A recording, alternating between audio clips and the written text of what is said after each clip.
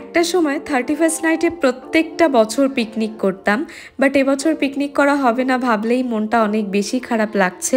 আসলে সময়ের সাথে সাথে অনেক কিছু চেঞ্জ হয়ে যায় লাইফে, আর মেয়েদের লাইফটা এরকমই হয়। তো আজকে হচ্ছে 31st নাইট, এবছরের শেষ দিন। তো আমরা সকাল সকাল উঠে রেডি হয়ে নিয়েছিলাম, আমরা যাচ্ছি শ্বশুর বাড়িতে।